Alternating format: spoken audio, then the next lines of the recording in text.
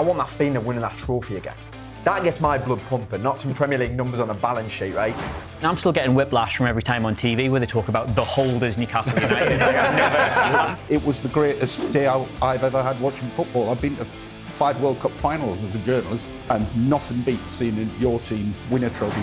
The players coming in were all fantastic. You would not be opposed to any of them starting a Premier League game.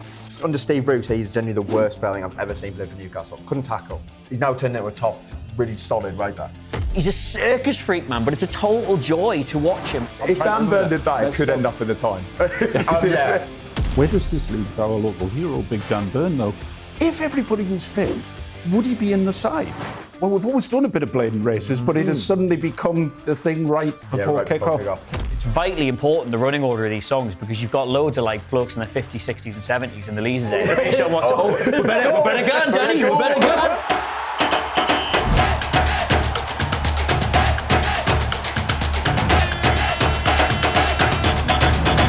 Hello and welcome to the first episode of Inside the Toon, the show where we take a deep dive into all things Newcastle United. I'm your host, Olly Clink. Joining me today is the head of sport at The Sun and big Newcastle fan, Shaun Custis, journalist and Newcastle fan, Jack Cunningham. And from the Adam Clery football channel, we have the man himself. It's Adam Clery.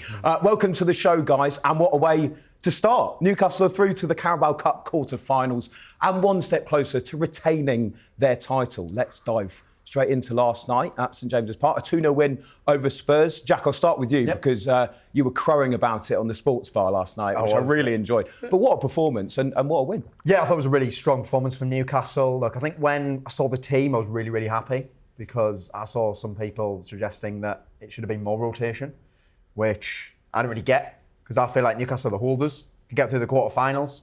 Why would you play Osula, for example, when Walter Marder's fit? You know, Newcastle have a chance here of going and winning this trophy again.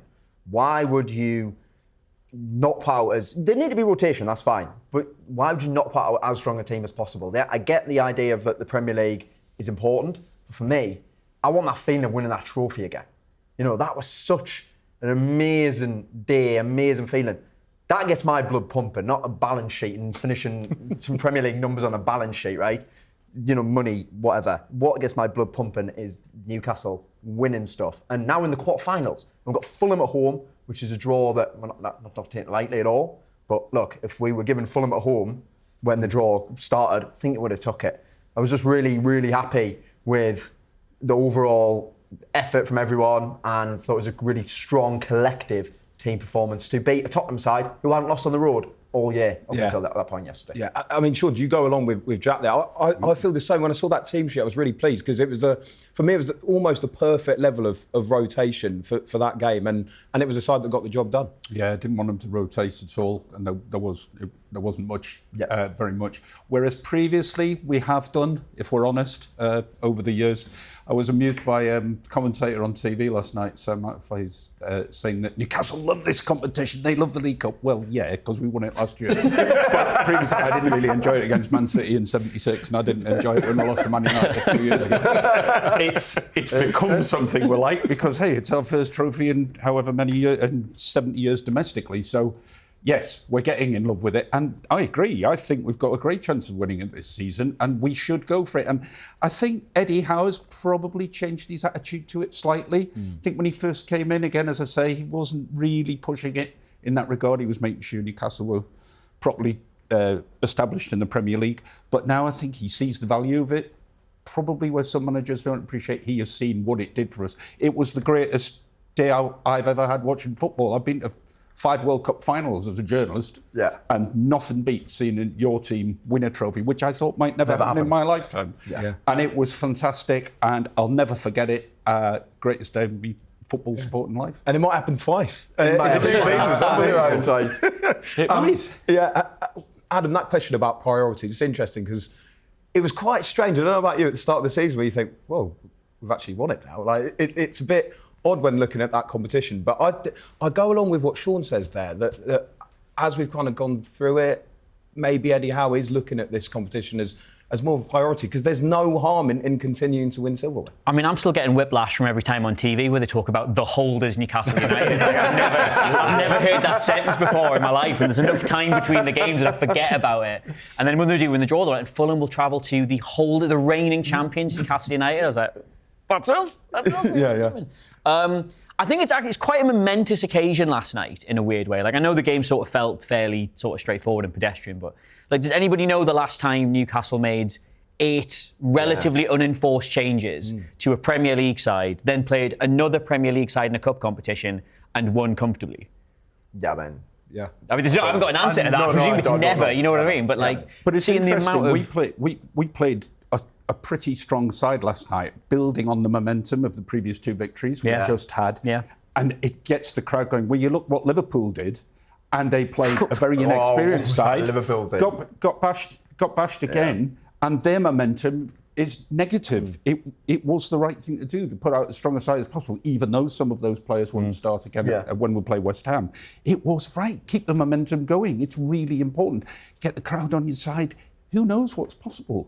And actually, Adam, in a lot of ways, the summer transfer window, for obvious reasons, was quite frustrating. But actually, did last night show that Newcastle did some really good business because of that depth within the squad? I think it shows they've learned a lot from 2 years ago, because we got so excited about qualifying for the Champions League, and then the season after was horrible for a number of reasons. The main one being that we had this really high intensity, this really sort of like physically, and demanding style of football. And we had this tiny squad trying to play it, not just in one competition, but now in like 4. And I think you sort of looked, people maybe were a bit underwhelmed about like signings like Ramsey and stuff like that. People were asking, like, do we really need like Chow and stuff like that? You saw last night, it was like, okay, we build a squad. We made 8 changes. I enjoyed the punditry was saying, like, Newcastle have pretty close to their first team 11 there, and Tottenham have made all these changes. It's like, no, it just looks like it's close to our first 11 because we've built such a really good squad at this point. The players coming in, like, were all fantastic. You would not be opposed to any of them starting a Premier League game at the minute. And indeed, you look that strong, making 8 changes, playing in a competition. That's a position I've never seen Newcastle United be in before. So it was really pleasing to sort of see the quality of the performance, the sort of complete nature of the performance, how it didn't look like there was a lot of players there who were a bit lost, who, they're struggling for connectivity with those around them. Like, Emil Kraft doesn't play a game of football for 8-9 months at a time. Rock solid. Comes in, looks like the fittest player on the pitch, and then you don't see him again for another couple of months. So I think it speaks to the work that's been going on behind the scenes for 2 seasons now, and a recognition that, okay, well, we want to take ourselves seriously as a European side. We want to be in these continental competitions. We want to have the challenges of 3 games in a week. Well, to do that, you can't just have this brilliant 11 that everybody loves. You've got to be able to, through injury or simply through keeping people fresh, you've got to be able to dip into that talent pool and not notice a massive drop-off. And last night was so pleasing to me because that's what you saw. Yeah, you've got to love having Krafu, haven't you? Krafu, yeah. Krafu. That's what gets my blood pumping. That's just like the sight of Emil Kraft on a team sheet. No, by the way, under Steve Bruce, he's genuinely the worst player I think I've ever seen play for Newcastle. Couldn't tackle, couldn't pass. That's a huge case. We could be here for an hour on that. No, but for Newcastle, at that point, I was like, what is this guy? And then he's becoming a really solid, competent right back. Because, when Trippier first signed, Trippier got injured almost immediately. He scored those 2 free kicks. Kraft finished the season at right back. It was brilliant. He was absolutely rock solid. Now, whenever Kraft plays, I'm not worried. You're like, fine, he can play it. But honestly, he was genuinely, I was watching him when he first joined, and I didn't know what he could do. He couldn't do anything. Yeah. He's now turned into a top, really solid right back. The other thing about putting Ramsdale in goal last night, again, our commentator from the game saying, oh, well, it's with Ramsdale in goal. They've got a player who's better with his feet. So we know Nick Pope is dodgy with his feet. we know. And we think, yeah, that's a fair point. Plus, Ramsdale's an England national goalkeeper. Plus, he made a couple of good saves. I mean, good saves at a point where they might have got back into it. I thought Ramsdale was terrific. I did feel we were comfortable, but he was important there. And obviously, he's a very frustrated man. He's been relegated God knows how many times and kicked out of Arsenal. And actually released by Arsenal because he wasn't as good with his feet as David Raya was. Yet he's better than our first-team goalkeeper with his feet. Look, I know Pope has been very, very good shot stopper. But I think that showed nobody was sort of panicking when Ramsdale's in goal. Yeah. I mean, you're just not. Yeah, Adam, you're known for your tactical videos, absolute genius with all of this stuff. Do you think Eddie Howe has a decision to make there with the goalkeeper? I was really hoping you were going to say I was known for my goalkeeping there, but all right, we'll go with the day job. Yeah, I think he does, because there's been a number of times since Nick Pope's been in goal where you've looked at it and we've struggled with not having a goalkeeper who plays out from the back. I think it was very sort of obvious last season that as part of like trying to make us a more adaptable side, trying to make us more resilient as well, he wanted us to become better in possession. We didn't want everything to be so aggressive, so front foot, this high pressing style, because it is so physically demanding on a small group of players. He wanted us to be better at controlling the ball and managing game states, right? And it's difficult with Nick Pope in goal to do that, because the reason all these big sides that have high amounts of possession and control play through the thirds go and spend all this money on someone like David Raya is because they enable you to do that. And we do struggle with Nick Pope in goal, but that being said, you cannot take away from how important Nick Pope is to this team. Like, this contribution, I think, outweighs the problems he causes by, as a result of his skill set.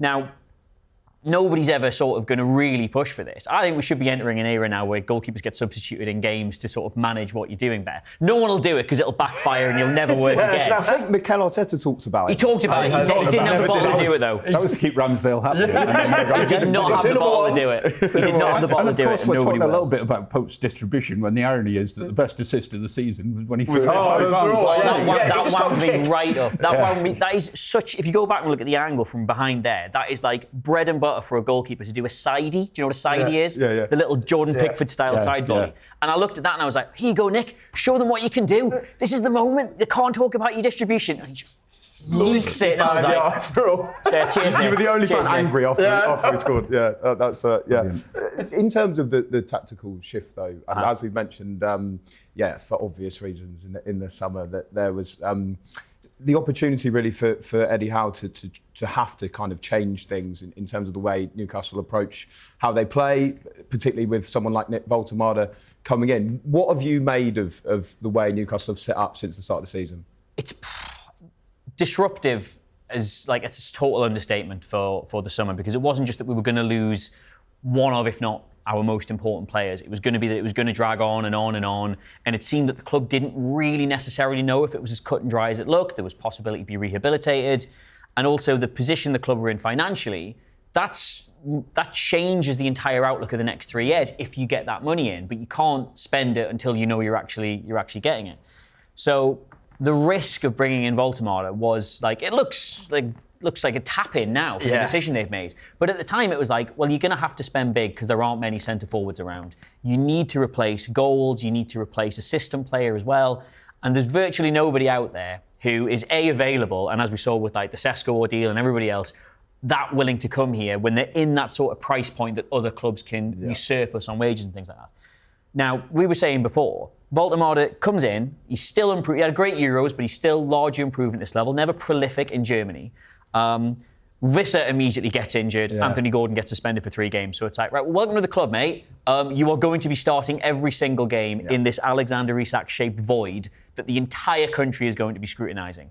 And the reason this has proved such a good transfer is because from a purely profile perspective, right, which is obviously 100 other considerations about whether a player works or not, but purely in terms of a profile, Voltemade always represented a potential upgrade for this style of team over Alexander Isak. Because as we all know, I'll never say a bad word about Isak while he was at Newcastle, but there were games where if he couldn't get in front of goal, if we couldn't feed him, his contribution was minimal.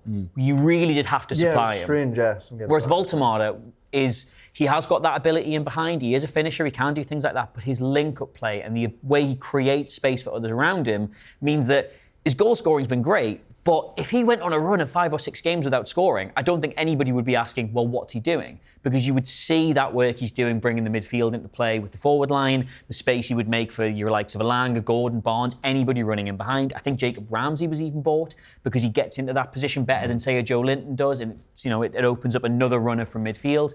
He's just, in terms of what he can do, which I was thinking we wouldn't really see for months after he signed, it changes the dynamic of what Newcastle United are capable of doing. It makes them better in possession. It makes them more able to control games. It means they're less reliant on flying up the pitch and trying to get one ball into a centre forward that you may or may not finish. They can control phases of games now, and it's total. He's a circus freak, man, but it's a total joy to watch him. Like, he gets the ball, it sticks to him. He's not Like, he's not overawed by the Champions League football, by the Premier League. Defenders of all qualities. Like, he was brilliant against Arsenal, he was brilliant against Union. Like, he's just so comfortable in this team and at this level. And it's just, I can't remember seeing a transfer have this much pressure on it work out this quickly. It's interesting, isn't it? We thought, we've got a big man up front, OK, we'll fire into the box and all that. What we didn't expect is what you say there, the link of play, but the little flicks. I mean, the flick for the goal against Brighton. Oh, his controls are brilliant. The pass for the third goal against Benfica, was it? But Harvey Barnes was sitting goal. The little back heel. One against Union, I ran through like 4 of them. But I hadn't studied him close enough to know that he could bring that to his game as well. He's played 10 or 12 games and we're already sitting here going, what about that moment? What about that moment? What about that moment? And it's not even in the context of, well, he's not scoring, but what about this and what about that? It's like, he has this highlight reel he's got already in the context of being our top scorer already this season and scoring in 3 competitions. The other thing we'd hope is that also he's more robust than Isak, because if there was one thing which was always making us think in the summer about Isak and we wanted to keep him in the back of our minds, we all thought, but he does get injured. Yeah. There is a lot of time he spends on the sidelines. And we're already seeing that at Liverpool, that's what's happening. That groin injury. Yeah. It's true, isn't it? He wasn't always available. No, he was never. And that was a big problem for us. Hopefully, Voltemade is a bit more robust. Well, the fact he's playing every single game at the moment, with Visser not actually fit, and Osula is actually carrying an ankle injury as well. So the fact he's playing every single game at the moment, and he's not finishing 90 minutes, but he's starting every match, and he seems absolutely fine. I mean, we were speaking to Adam before, and I was like saying that I don't think in the Premier League there was genuinely, at the start of the season, a striker who came in this summer who was under more pressure because of the situation around him. I can think of one. Well, no, Isak is under a lot of pressure, obviously, but equally, it's more the fact that Waldemar was coming in to replace Isak. Signings from the Bundesliga are proven in the Premier League they're very hit and miss. Florian Wirtz at the moment, a miss.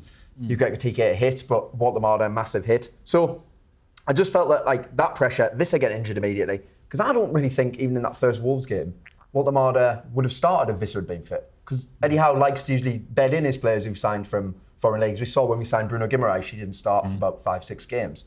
And then obviously now you can't drop him. But Waldemar was under so much pressure, came in, and he's just taken it all in his stride. Seems like a really nice bloke as well. The players all seem to love him. And the way we've managed to just get him involved in every single sort of move that we have in an attacking sense, he creates space for other people. There was the goal we scored against Benfica, the first one, where Murphy runs in behind for Gordon. And that all starts because Waldemar drops in deep, drags a defender with him, and then Bruno Guimaraes slips the ball through for Murphy. That wouldn't happen if Waldemar doesn't drop deep and create that space. So even though he wasn't directly involved in the goal, he did play a part in the goal. And the way it's evolved our play is really, really impressive seeing. It's 5 wins out of 6 now for Newcastle. And it just feels like everything's starting to click together with Waldemar a key part of that. Well, actually, Shaun, on that point, with the way that Waldemar does play and he does drop deep, do you think that Newcastle should expect a bit more from their wingers in terms of output, maybe the likes of Elanga and Gordon, etc.? Oh, look, I thought Gordon is starting to look a bit more consistent. I keep referring to this Benfica game, probably because I was there last week. But he was excellent from start to finish. And I still don't think you could always say that. I still think Gordon has been in flashes, but the consistency's getting a bit better. Elanga struggled, but then if you look back, Elanga struggled to get in the Man United team, and he also struggled to get in the Forest team at times. So that's not necessarily a surprise. The surprise to me was we did spend £55 million on him because he wasn't an established first-team player. Whereas Harvey Barnes, for me, I've always loved him as a player. Yeah, remember watching him at Leicester, Barnes. but I think that he's only good for coming in off the left onto his right foot and creating things like that, which is what he did mainly for Leicester last week. Again, we saw what he can do when he's on the right. So for me, I think the wingers are producing. Murphy, when he goes out wide, has been producing. And again, remember, Murphy, how many years has he been here? 8? And not been an established first-team player, hardly at all. Played wing back for a few seasons. I think it'd be a bit unfair to criticise the wingers. I think we've got quite a few, and for me, it's only Elanga who hasn't really stepped up to the plate. Yeah, well, I was going to ask you about that actually, Adam, because when Elanga signed, I think there was a lot of people, not just Newcastle fans, going, perfect, Eddie Howe signing, he's going to press really well, he's quick, he's got a good delivery, he's been putting on Chris Wood's head for an entire season. it seemed all quite perfect. Is that how you saw it when he signed? No, we did a video at the time which was sort of like, you've got to take the long-term view with Anthony Elanga. Like, I was very excited by that as a transfer. I think in the long run, it's the kind of player we will look to develop his game into a way that suits this side. But I think on the one hand, it's still October. He's been in and out of the side as well. He hasn't had like a real consistent run, obviously because of form and whatnot. But Elanga was a weird transfer by Newcastle United standards because he didn't immediately feel to me like he fit a lot necessarily of what we did. If you look at the way Forrest played last season, which, as you point out, is the only time he's really sort of settled in a side, been a really key part of a team. They sat so deep and were so defensive and broke up the pitch so regularly with these lightning breaks. And obviously teams don't let us do that to them. No. Like, we have a lot of the ball. We have to be more sort of in control and possession. And Forrest, that was the area they struggled with towards the end of the season. And Elanga did sort of, was part of the reason why they struggled with that. And you can see this season, the space he's used to being in behind. You turn the ball over on the edge of your own box or in your own half. You've got half the pitch to run into. That's where he thrives. That's not there for us this season. Teams very rarely will let us have that. The moments where it has existed, which as we've got players like Waldemar dropping in, we can artificially create this space. He's been better, but the types of games he's finding himself in are very different to Nottingham Forest, and he's struggling to adapt as a result. But the thing I go back to is, they're not stupid. Like, they knew this was going to be the case. They knew they were going to be putting him in these sorts of games and these sorts of situations. And what they identified in him was not a player who immediately fits what we're going to be doing this season and will immediately sort of turn it on, but a player who has the raw ingredients in terms of like his drive, his determination, his physicality, his pace, his ball control, things like that you can then mould into somebody who works better in those tighter games, those more sort of constricted spaces. You look at Jacob Murphy, you would not have in a million years, when Eddie Howe came in and the money was being splashed around, be like, he'll probably still be a regular first teamer in 3 or 4 years. But what they looked at was like, well, hang on. Yeah, all right, he's been playing right wing back for Steve Bruce in a side that's been circling the plug hole. He probably, if we sold him, he would have gone to a championship team. But what's he got in terms of raw ingredients? What's he actually got as a footballer? What can we do with that? And they've turned him into one of the best sort of dead ball deliverers, one of the best open play crosses and creative chances in the Premier League. And I think they looked at Elanga, and yeah, 55 million is an awful lot of money, but that's what you're going to pay for a player in the Premier League. Yeah. And they thought, okay, right, well, he doesn't fit what we do exactly, and it might take a long bedding in period, but what actually is he as a footballer? What are we working with if we sign him? And I think as time goes on, as we see, the system adapting to the space Waldemar is capable of creating, as the players behind him get sort of more accustomed to playing with him. I mean, Livramento's not really had a massive run at right back this season, you know what I mean? Like, he's been in and out as well. Like, the players who are going to be around him have been changing as well. I think in the long run, Elanga's an excellent signing, and you'll start to see his game adapting to suit what we do better. But I think the problem he's got is that Waldemar has hit the ground running so quickly. You're like, oh, well, it's a new signing and it's been brilliant. That's the yardstick you measure it by. I think, let's start looking at him in the new year, and as the season goes on, and hopefully we're still competing in a lot of competitions. I'm very excited by him, but I do think it's a transfer that takes time to get right. Shaun, how would you assess Newcastle's start to the season so far as a whole? Feel free to bring up the Benfica game if you want. It was a good win. Well, it was a bit of a dodgy start, wasn't it? All right, maybe people are betting in a little bit, and it did take a little bit of time. And it was a pretty tight performance when we lost to Brighton, wasn't it, as well? Barcelona, disappointing too, but then you sort of probably expected them to Barcelona anyway. But I've been pretty encouraged by the last 3. I know it was a bit of a grind against Fulham, but we got the job done. And I feel like there's a momentum building. I've enjoyed the last week, particularly, because I was a little bit concerned, I've got to say, at the start of the season. Thought it was a bit of a struggle, but I feel there's a new confidence around the place. I feel like he's a little bit more relaxed. I know he doesn't show his emotions too much, but he's a little bit more relaxed. Jason isn't really losing it in the technical area at the moment. He's a little more calm. That's a shame. Get him back. Jonesy stayed back on his chair. He's not coming out. A lot of people think the last week feels like a bit of a turning point. Yeah. By the way, he's still rocking the retro gear well, Jason. Yeah, he is, isn't he? He loves it. Yeah. I'm waiting for the Wham. Oh, get the Wham. We need that back. The Adidas rep absolutely hates to see Jason Tyndall coming. Have a fight with the Villa staff again.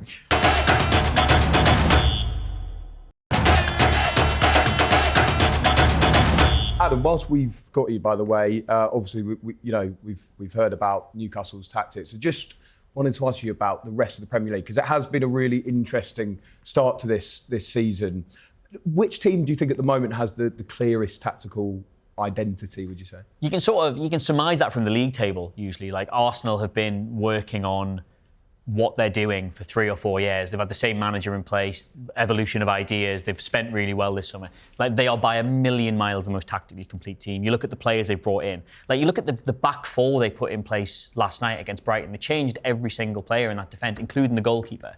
And you look at that and you think, hang on, there's not actually a single one of those players you couldn't make the argument for starting for pretty much every other team. They've added Eze because they had a creativity problem off the left-hand side, but he can't play on the right as well. Zubimendi gives them way more balance, makes them better in possession. They didn't have a centre-forward. Now they've got Gyökeres. Jury's still out for a lot of people there, but when Havertz comes back, they've got the option of not even playing with him. Like they've shown the value of persistence and building around an idea. And I know it's a really boring answer, like, the top team in the Premier League or the most tactically complete. But yeah, Arsenal are there for a reason. The cool answer is Bournemouth. I love watching Bournemouth. Iriola's been there. It's his third season now. They are a joy to watch. They are the nerd choice is the answer to that question. I think that was actually a very underrated point on the road, because they're not really a team that Newcastle do. People were annoyed. I was asleep watching that game. I was like, it's Bournemouth away. What are you on about? Absolutely. Look at them now. Newcastle lose there all the time. Yeah. We lose to Bournemouth. I saw people coming away being like, another bogey result at a bogey ground. I'm like, Bournemouth are going to... If we finish above Bournemouth this year, we've done incredibly well. That's we also played Barcelona point. On the Thursday. You know when you saw that on the fixture list, Barcelona on the Thursday, and then you're like, we've got next. Bournemouth away. Right, I just accepted we'd lose. I was just like, we lost that. So to get a draw, I was delighted with the draw. The Bournemouth game was weirdly what gave me a lot of I know we had a slow start, but again, just to sound like an intolerable nerd, you looked at the underlying numbers and you're like, this is rubbish to watch, but we're not giving away any chances really against teams that normally do quite well. And you sort of came away from that thinking, well, if we can be solid when we're bad, we'll be great when we're good in that case. I get what you're saying about Arsenal established, they've had a few years to hone it. Bournemouth probably a bit the same, but I hate to bring up the S word. But how do you explain them? 14 new players in the summer. They're 5 points ahead of us, I think, are they at the moment? Won't be for them. I've got no issue saying they've been absolutely brilliant. That's just ridiculous. What's going on? Absolutely crazy. They've shown. I mean, I'm sure it won't do, but I could sit here and talk to you for half an hour about how Sunderland have dropped it. It's the first show. But really, to hone some sort of tactical performance out of that sort of strange mismatch of players, really. And we suggested at the weekend that it was almost Wenger-like, what he's doing. He's picking out players which other managers probably weren't picking out and put into this team. And he's got them play. Every week you think, they'll lose this week. They'll not be able to get a draw there. And they're doing it. And we don't like to hand out the credit to Sunderland. I do get it. But unfortunately, you have to. You can't. No, I probably not dwell on these too much, but Sunderland basically had no ego going into the Premier League, whereas the last 6 relegated sides have come up and been like, this is who we are, this is how we play football, and we'll fall on our own sword if needs be. It's like, okay, well, thanks for coming. Enjoy your 18 points. Sunderland lost Bellingham, they lost Watson, and they were like, okay, well, our style of football sort of disintegrated a bit because of the players we're losing. I guess we just go and build a Premier League side then with the money they've got. And they've gone and bought players who, as you say, nobody was really thinking about picking up, but who compete so well at this level. How many times have you heard second balls this season already? Sunderland are just unbelievable at winning second balls. And it sounds like you're sort of damning them with fate and praise, but it's like Leeds are doing the same, Burnley have adapted their style as well. It's just not having an ego and going, okay, what does it really take to compete in this league? If I don't want a reputation as a manager who plays a certain brand of football, what would a team look like that's capable of competing? And that's what they've done. What are your thoughts, though, on even the top teams now resorting to, arguably Tony Pulis football? Long ball football, long throws, set pieces. It's all coming back into fashion. Is this just an example of football going through cycles? It is the Sean Dyche skinny jeans, flare jeans, skinny jeans, flare jeans. Teams go through periods of evolution where things become vogue because they're effective for no other reason. It's pure pragmatism. Yeah. Things work, so other teams copy them, and then within a few years, everybody does it. So then somebody else finds, okay, well, we've moved into this. What works against that? And now it's like, long throws prove to be incredibly effective because teams are now very well conditioned at sort of setting up from set pieces. Teams have a lot more aerial threat now. Players tend to be bigger. You tend to have back fours with with like 4 players who could all conceivably play centre-back. So, okay, there's an opportunity to get the ball in the box and create a situation. We're now better at setting up to contest second balls, even if you don't win the first thing from a throw-in.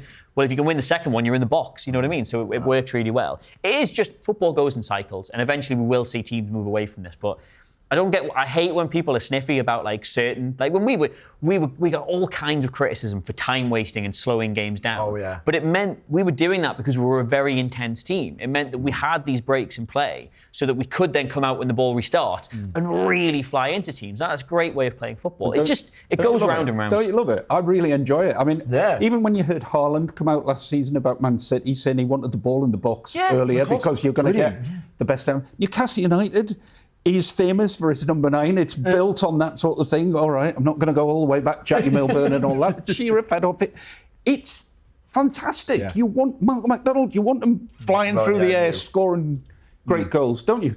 Not Billy Whitehurst, but you know what I mean. And the big, strong centre forward, I think, has always been part of our DNA as well. Absolutely. And I like it. Do you know which rule I hate the most as well? Do you know the towel rule for long Yeah. Sorry, I have to know what I rant about it. It's absolutely ridiculous. So if you don't know the rule, essentially both teams have to agree whether you can use a towel or not to dry the ball. That's nonsense. If we've got someone who's good at long throws, Dan Burn has been pretty good. Although it's a bit annoying because you want him in the box, obviously. I know, I don't. I just think it's such a joke just because someone like Fulham don't have someone who can launch. So when Arsenal did it at St James's Park and Calafiori went and got Nick Porter. Got told off with a towel. You got told off, we're getting it. Yeah, that was fine. I was happy That with was funny. That was fine. If I sat in the front row of any stadium in the Premier League, I would be taking a towel.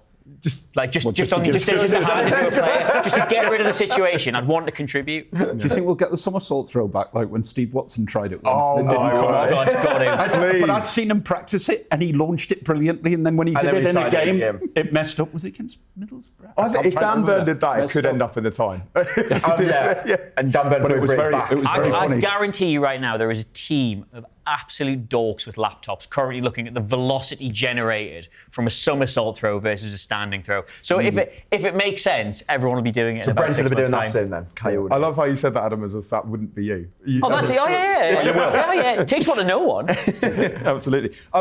Just going back, kind of, talking tactically. What do you think that Newcastle can learn maybe from the way a side like, let's say, Arsenal do set up? Is there any lessons they can take and use it for their own game? Arsenal are a good example because, like, we mentioned Bournemouth before. I love watching Bournemouth, but Bournemouth are a team that use the way Areola sets them up to effectively overperform relative to the talent they've got available. Now, Bournemouth have got some brilliant players. If you look at any sport in the world, they basically say the difference between your wage bill and where you finish in that league across every sport in the world is usually pretty much bang on. So you look at teams that are overperforming in any division, in any sport, and that's where you sort of see innovation. Bournemouth use that because they don't have, the top 5 or 6 wage bills in the country, but they play like one of the top 5 or 6 teams in the Premier League. Arsenal are a great example of where we sort of want to be. Now, maybe that's getting slightly ahead of ourselves, saying we should be cruising to a Premier League title and spending the sort of money they're spending.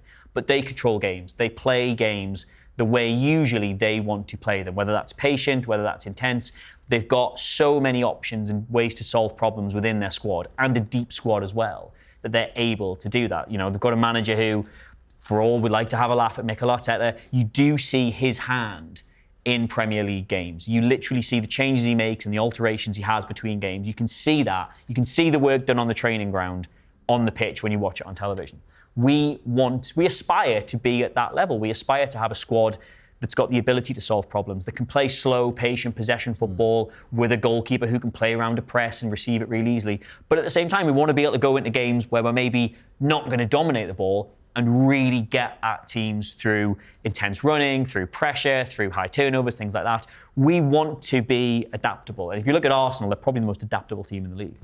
It's a good point, isn't it, Jack? Because actually, even watching the Fulham game, which ended up, with a late winner for Newcastle, there were moments where you just thought, at 1-0, if Newcastle can control this game a bit more, they can ease to this 3 points. And there were just times where they maybe giving the ball away a bit too much, and it can be a bit of a frustration. I thought against Fulham, definitely there was times I just kept losing the ball quite often. I don't know if that was maybe because Sandro Tonali wasn't starting the game, One player who has made a huge difference, though, in the back four is Malik Chow.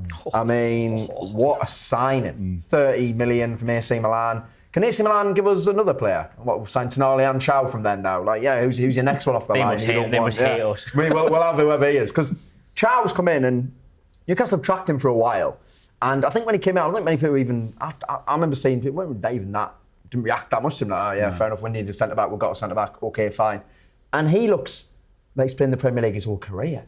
He looks on another level. Like the way he steps into midfield. By the way, last night, the way he created the second goal, because he created the second goal by winning the ball out the field, playing it into Willock, and then Willock crosses it in for Walter-Marda. Walter-Marda heads it in. Chow has totally revolutionised that back four. And alongside Sven Botman, once Botman is, obviously he's fit again, you go cutting his head, he should be fine.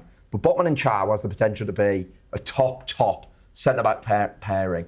And I think once Chow and Botman are there, maybe Ramsdale does eventually come into the team, I don't know, but maybe he does. Then I think Newcastle have got much more control at the back with Hall and Livramento as well. Yeah, true. Because Lewis Hall's like he's a midfielder playing at left back. He's that good in possession. So once he is back as well, Newcastle starting to dictate possession a bit more.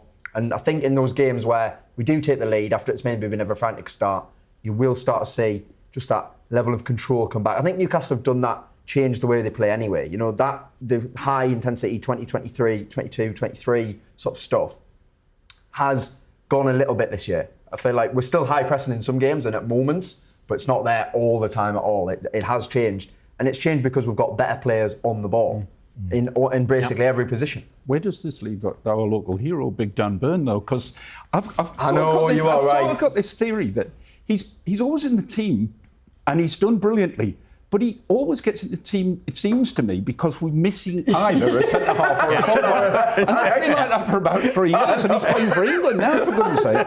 And I think, if everybody was fit, would he be in the side?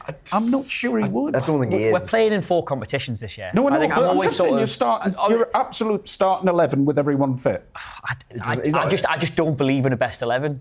Like, don't get me wrong. If it's a cup final, we're playing. You know, it's a cup final. Really basic. If you want to go for like technically the best back four, no, I think you're absolutely right. You probably end up having Chow. He likes playing on the right. Botman likes playing on the left. You got Hall and Livramento. It's written there.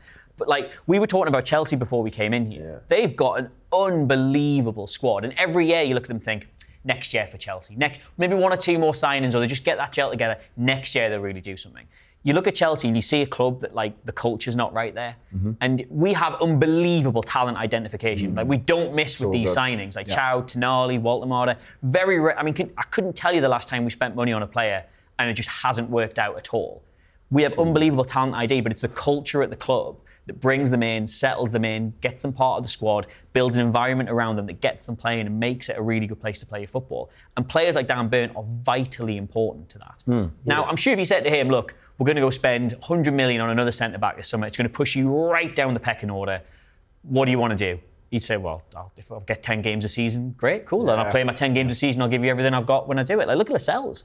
Lascelles should have been agitating for a move for 2 or 3 years, but he's a huge part of the culture at the club. And when he was needed, when we got into the Champions League and all of a sudden we had no centre-backs. Like, sorry, mate, I know you've not really played that much and you were great in the Championship for us, but any chance you can just mark Gonçalo Ramos and Mbappe? No problem. Yeah, no problem. Yeah, do me best for you. You've got to have this sort of club environment, and I don't think players getting pushed out of a starting 11 or a best 11 should be seen as a massive issue if they've bought into what it is you're doing as a project. Which, I mean, Dan Burn definitely does. He's a fan. He's a Newcastle fan. He's living a dream every day. He never thought he'd ever play for Newcastle. Ever. He's talked about it all the time. He's like, you know, come all the way through non-league, Wigan, Brighton at like left wing back. And then he gets the chance to go to his hometown club. And I think when he signed, he probably thought he'd be a stopgap signing as well. I think we all thought he was a stopgap signing. Did he call us? Did I remember that part of this? Didn't he ring us? During the transfer window, was like, if you're looking for a centre back, I'll pay myself. I'm not really getting paid.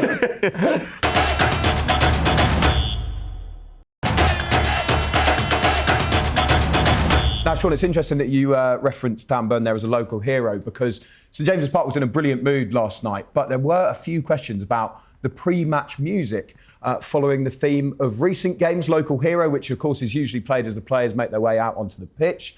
Well, that was played way before kick-off. Before the Fulham game in the Premier League, no music was played at all, which might have been a technical fault. But are we seeing the traditional local hero being phased out or changed around? Now, Shaun, it was back last night. I noticed it was back. Mm-hmm.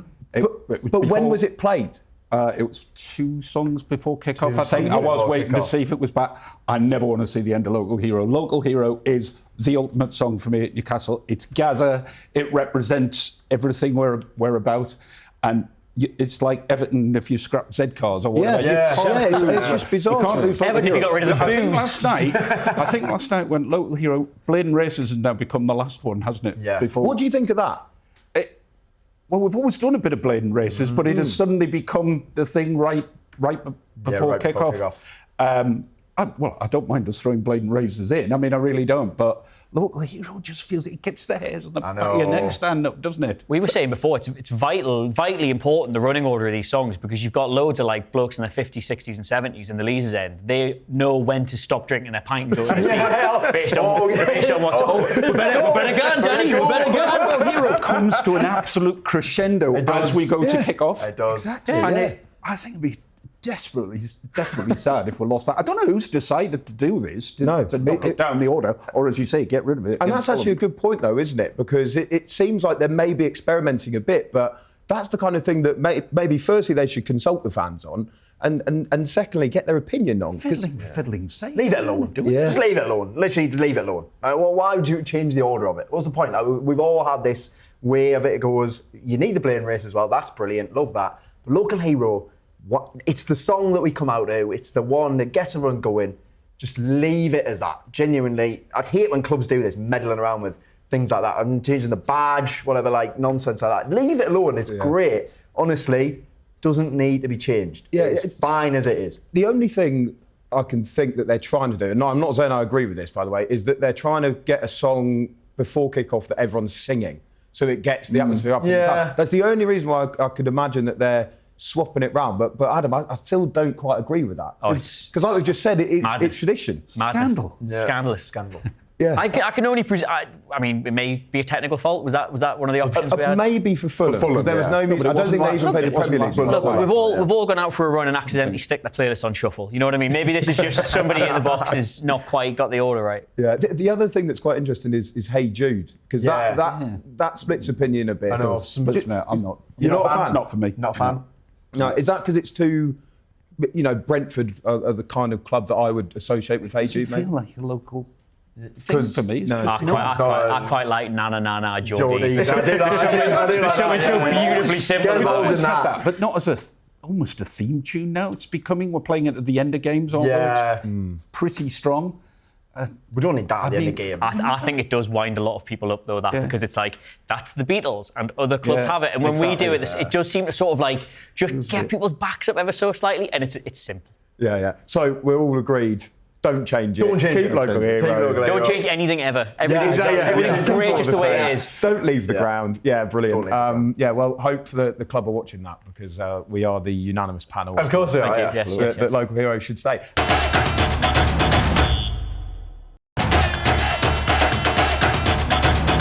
Next up, football-wise, we are heading to the capital to meet West Ham United, which on paper at the moment, Jack, feels like quite a plum fixture because of West Ham's home form, which is absolutely dreadful. But Newcastle's away form is not great. They last won at the start of April away at Leicester. Yeah. So it does feel like a chance to get that away form back and kick on from there. Yeah, so if West Ham lost half their games at home, I think the London Stadium is a place that has become a bit like St James's Park under Mike Ashley, whereby it's extremely toxic, and if you get an opening goal, the fans are going to probably turn on the team because of the disconnect between the club and the fans. Not necessarily the players on the pitch, really. It's more sort of the wider state of the club.